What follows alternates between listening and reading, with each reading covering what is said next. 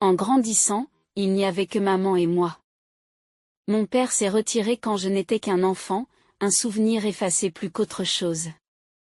Maman a travaillé comme une forcenée, jonglant avec les emplois à gauche et à droite pour nous maintenir à flot et s'assurer que je puisse travailler dur. Grâce à ses sacrifices, j'ai obtenu une bourse qui m'a permis d'aller à l'université sans la montagne de dettes qui était courante à l'époque. J'ai étudié la gestion d'entreprise, poussé par un cocktail d'ambition et de peur de me retrouver aussi fauché que lorsque j'étais enfant. Après avoir obtenu mon diplôme, j'ai fait mes valises et j'ai déménagé en ville.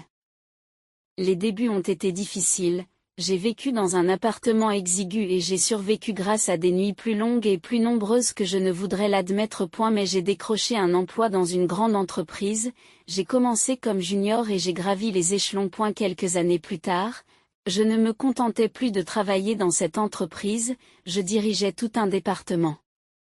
C'était plus qu'un travail, c'était mon domaine, et je veillais à ce que tous ceux qui travaillaient avec moi sachent qu'ils étaient appréciés. Je disais aux nouveaux lors des formations, vous avez un chef qui vous respecte.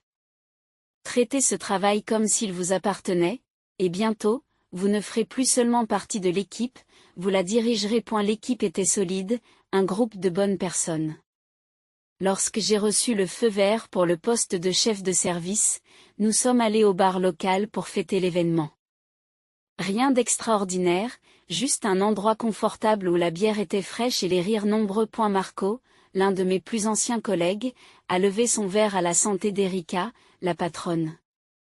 Les autres se joignent à lui, le tintement des verres résonne dans le brouhaha du bar. Merci, les gars. Nous sommes tous dans le même bateau. Je me suis mis à cogner dans le tas et à prendre des noms. Ai-je crié par-dessus le bruit, et l'équipe a répondu par un rugissement d'approbation. Ce soir-là, au milieu des tapes dans le dos et des applaudissements, je l'ai remarqué, Jake.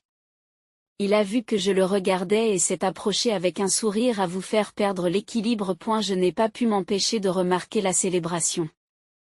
Quelle est l'occasion, demande-t-il en s'appuyant sur le bar. Juste un petit coup de pouce pour ma carrière.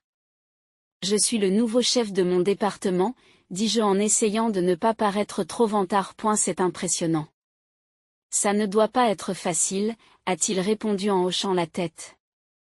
Je m'appelle Jake, au fait. Erika. Enchanté, Jake. Nous avons commencé à parler plus sérieusement que je ne l'avais prévu ce soir-là. Il s'est avéré que Jake était un financier, qu'il connaissait les chiffres comme je connaissais les plans de projet. Au cours des 6 mois suivants, ce qui avait commencé comme des rendez-vous occasionnels s'est transformé en week-ends passés ensemble, et peu de temps après, je passais plus de temps chez lui que chez moi. Il avait un appartement superbe, des plafonds hauts, une vue qui donnait envie de s'en vanter et une chaleur que ma location miteuse ne pouvait pas égaler. Un soir, alors que nous admirions les lumières de la ville depuis son balcon, Jake s'est tourné vers moi, un regard sérieux se posant sur son visage habituellement enjoué. Il a pris mes mains dans les siennes et j'ai senti l'énergie nerveuse qui les traversait. Erika, ces derniers mois avec toi ont été les meilleurs de ma vie. Je sais que cela peut sembler rapide, mais quand on sait, n'est-ce pas? Il a commencé, sa voix étant un mélange de certitude et d'espoir. J'ai acquiescé, le paysage urbain s'estompant un peu tandis que mon cœur commençait à s'emballer.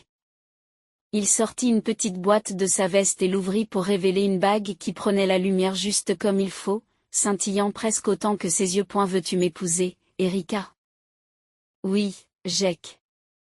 Absolument, oui. J'y parviens, la voix chargée d'émotion.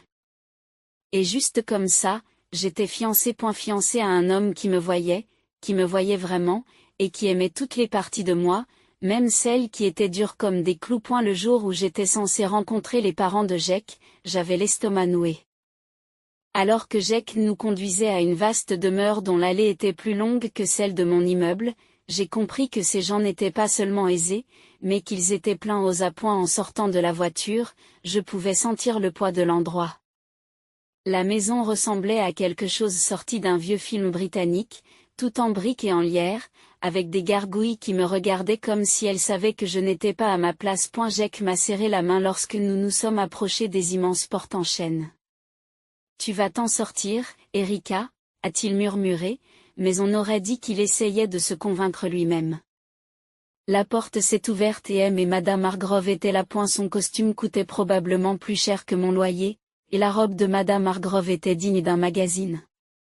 Le hall d'entrée était massif, avec un lustre au-dessus qui étincelait comme une constellation. Les murs étaient tapissés de portraits de personnes à l'allure sévère, portant des titres tels que Sir et Lady. Erika, je suis ravie de vous rencontrer enfin.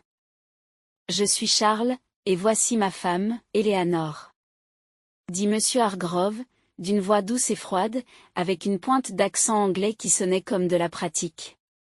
Madame Hargrove m'a adressé un sourire qui n'a pas atteint ses yeux. Enchanté de vous rencontrer tous les deux, réussis-je à dire en essayant de garder une voix stable. Alors que nous nous dirigions vers la salle à manger, Jack murmura des conseils rapides sur les fourchettes à utiliser, mais ces mots étaient en désordre dans ma tête.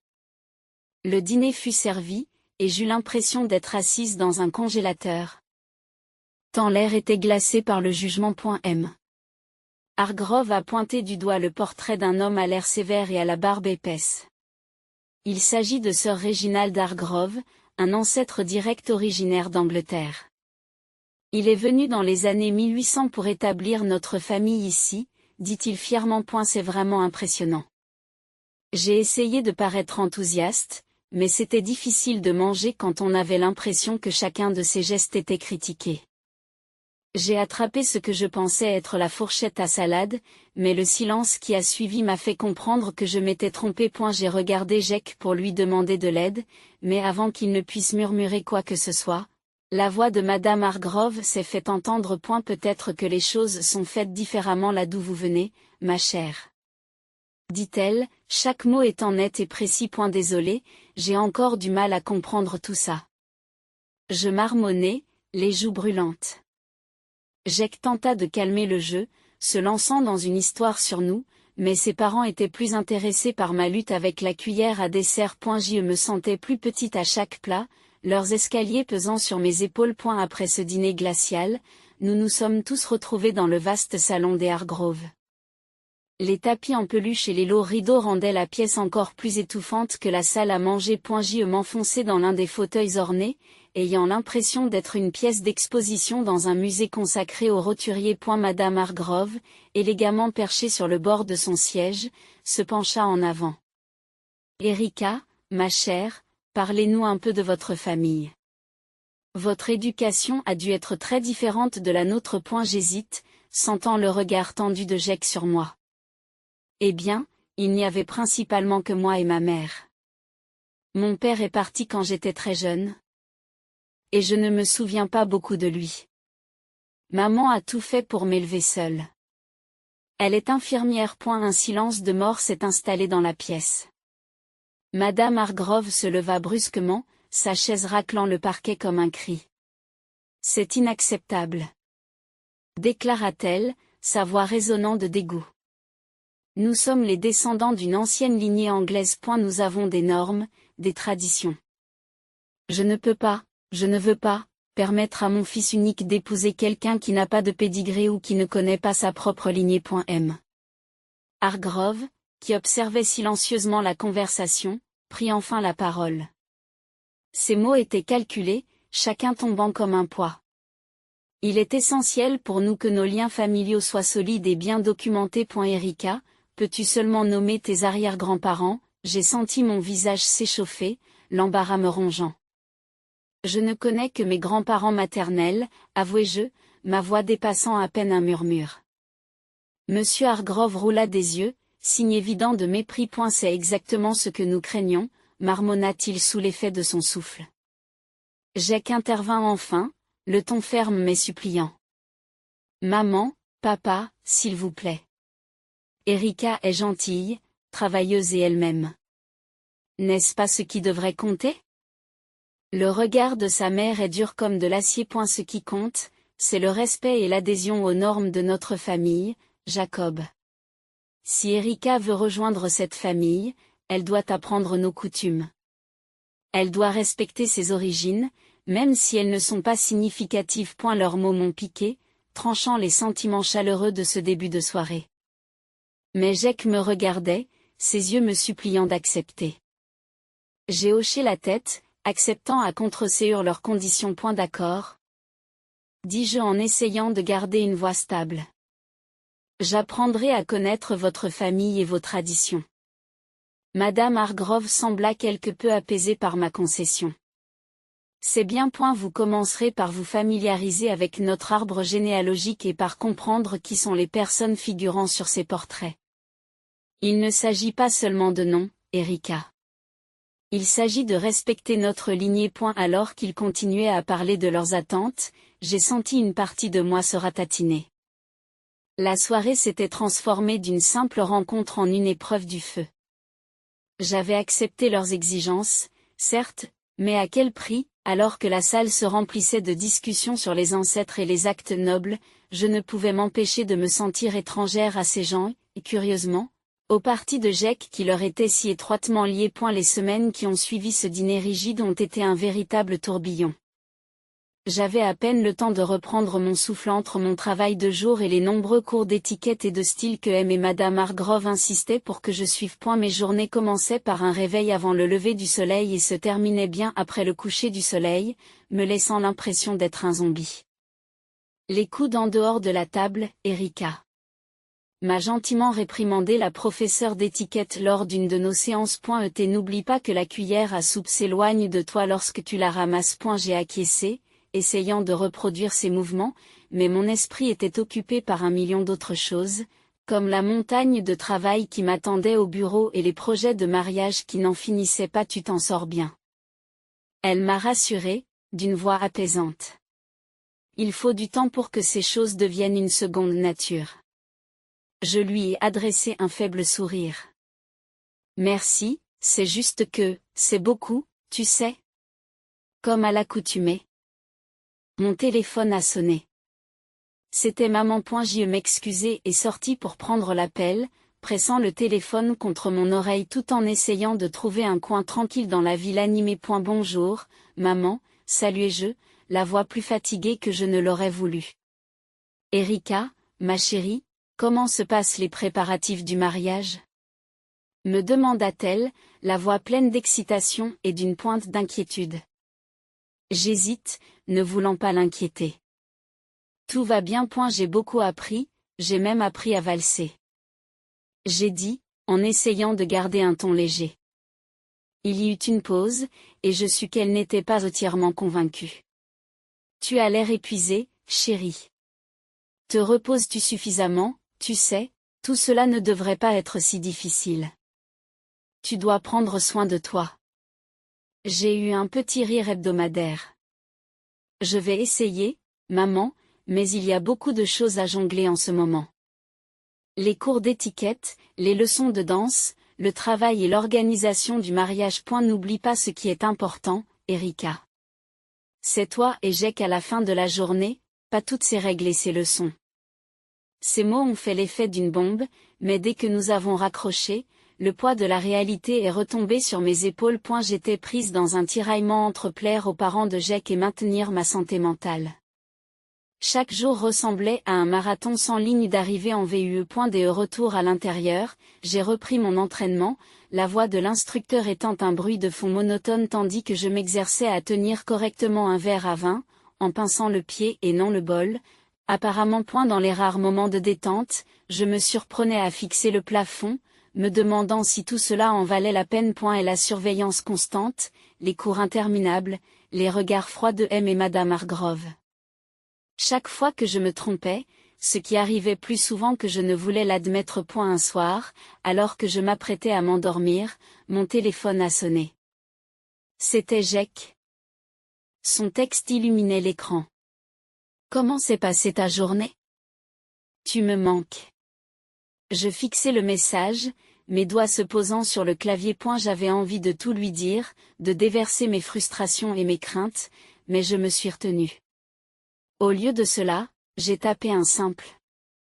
Tu me manques aussi. Longue journée, mais tout va bien. Lorsque j'ai posé le téléphone, le silence de mon appartement m'a semblé écrasant. Est-ce que c'est comme ça que ça va se passer? Poussé jusqu'à l'épuisement, sourire malgré le stress, tout cela pour m'intégrer dans un monde qui me semblait de plus en plus étranger, le grand jour était enfin arrivé. Le lieu de la cérémonie était rempli de fleurs, de robes élégantes et de visages de la haute société de la ville qui se bousculaient. J'avais l'estomac noué alors que je me tenais debout dans ma longue robe blanche fluide, essayant de reprendre mon souffle, ma mère s'est approchée, rajustant une boucle égarée sur mon front. Tout ira bien, Erika. Elle m'a rassurée avec un doux sourire. Je voulais la croire, mais dès le début de la cérémonie, tout espoir d'un mariage paisible s'est évanoui. Les parents de Jack étaient sur le sentier de la supériorité. Hargrove accueillait les invités d'un air vantard, et Madame Hargrove n'hésitait pas à faire remarquer à quiconque se trouvait à portée de voix qu'ils avaient tout rendu possible. Lorsque les invités se sont installés, j'ai essayé de me mêler à eux, mais Madame Hargrove m'a écarté avec un sourire glacial. Erika, ma chère, veille à ce que nos amis soient pris en charge.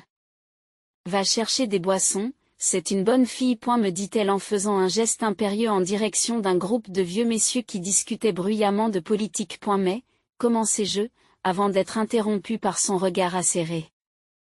Pas de mais. Vous êtes pratiquement de la famille maintenant, faites preuve d'initiative. Elle a craqué. À contre-séure, j'ai porté des plateaux de champagne et des hors-d'œuvre entre les tables, ma robe traînant derrière moi. Le poids du tissu et la tâche à accomplir me donnaient plus l'impression d'être une servante qu'une mariée. J'aperçus Jack qui riait et bavardait, inconscient de mon sort. Alors que je passais une autre tournée de boissons, j'entendis la voix de Madame Hargrove s'élever au-dessus des bavardages. Erika va nous servir ce soir. C'est un bon exercice pour elle, vous ne pensez pas?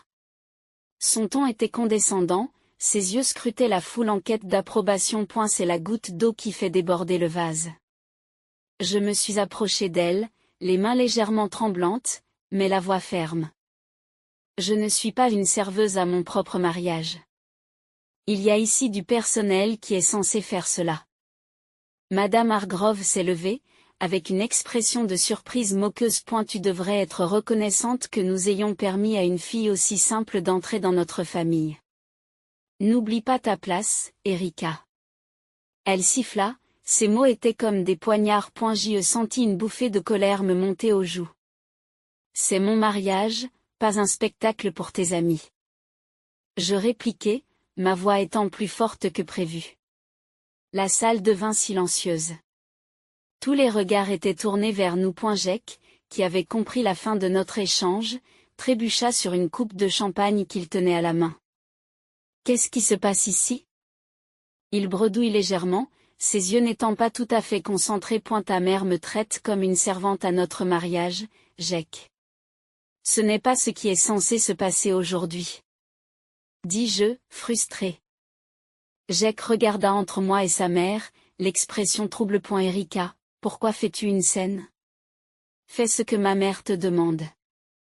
Ce n'est pas grave. Ce n'est pas grave? Jack, c'est notre journée et ta mère la gâche. J'ai répliqué, l'incrédulité et la douleur se mêlant. Il a pris une longue gorgée de champagne avant de parler. Écoute, Erika. Tu devrais être heureuse que je t'ai choisie. Il y avait plein de filles meilleures que toi, plus jolies, plus riches. Tu fais des histoires pour rien. Les mots n'aiment pas les gifles. J'ai reculé, la prise de conscience me frappant de plein fouet. L'homme que j'aimais, l'homme que j'allais épouser, ne nous considérait pas comme des partenaires. Pour lui, je n'étais qu'un accessoire de plus, quelque chose qu'il fallait modeler et faire correspondre à l'image parfaite que ses parents voulaient. Alors que je serrais mon bouquet plus fort, me sentant sur le point de m'effondrer, ma mère s'est approchée. Elle m'a regardée et m'a prise dans ses bras, le genre d'étreinte qui semble tenir le monde à distance. Chérie, aimes-tu cet homme, veux-tu vraiment l'épouser? Chuchote-t-elle, la voix pleine d'inquiétude. J'ai secoué la tête, à peine capable de trouver la force de parler. Non, maman, je ne peux pas faire ça. Je ne veux pas le faire. Maman a hoché la tête, sa mâchoire se figeant de cette façon déterminée que je ne connaissais que trop bien.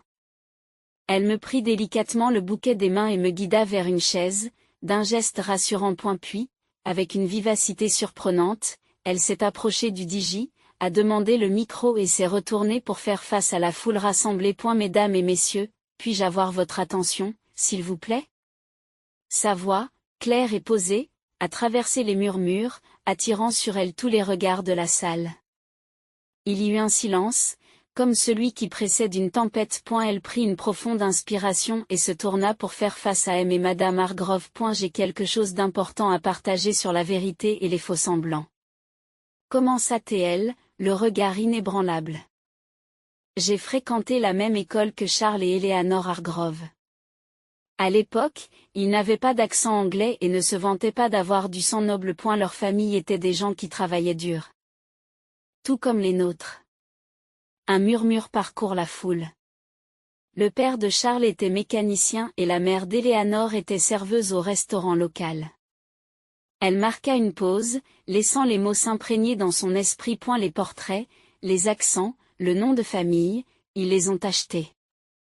Altacraft, un parasite qui cacherait leurs véritables origines. Et la salle se mit à chuchoter, les invités se tournant vers les Hargrove.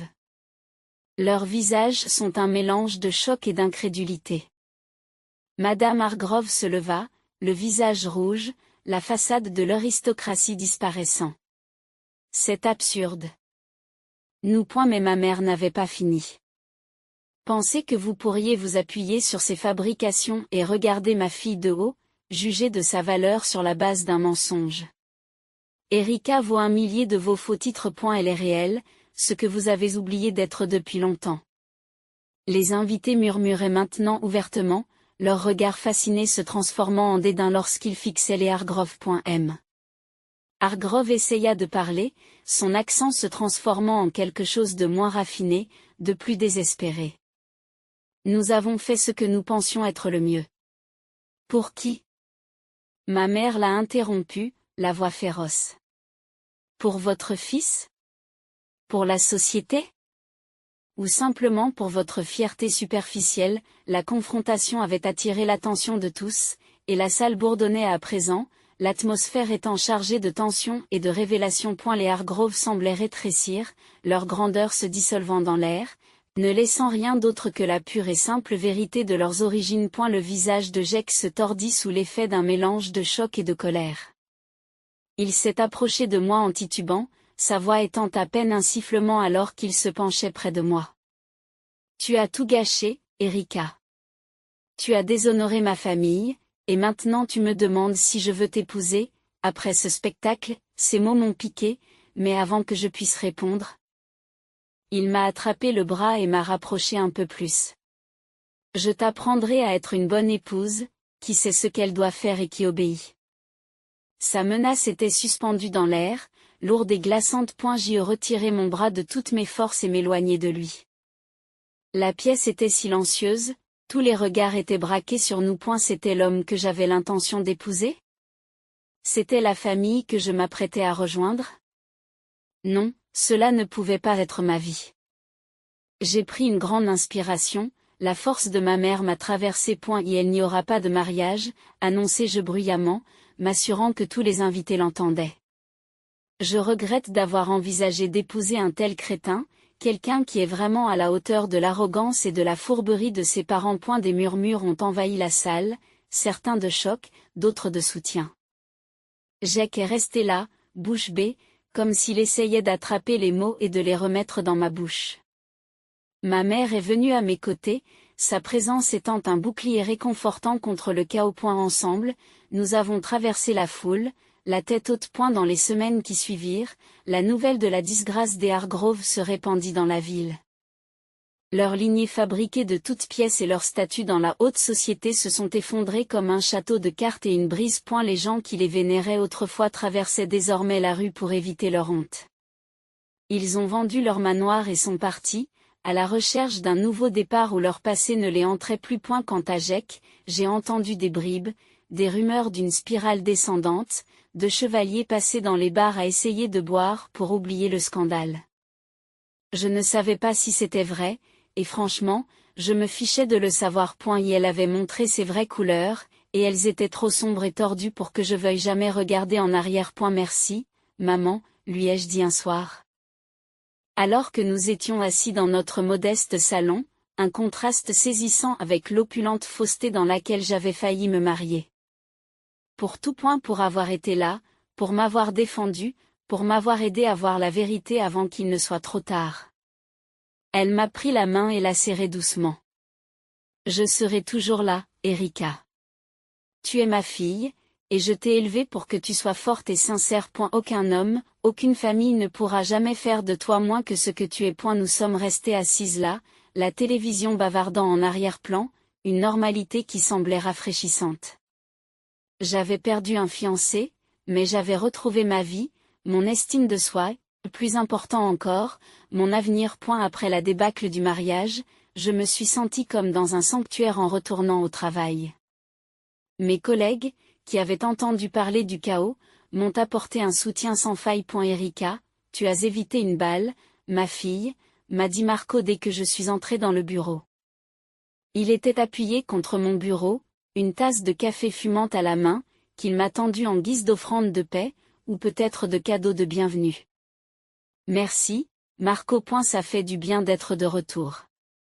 J'ai répondu en prenant le café et en savourant la chaleur amère qui m'était familière. Et oui, cette balle était plutôt un boulet de canon.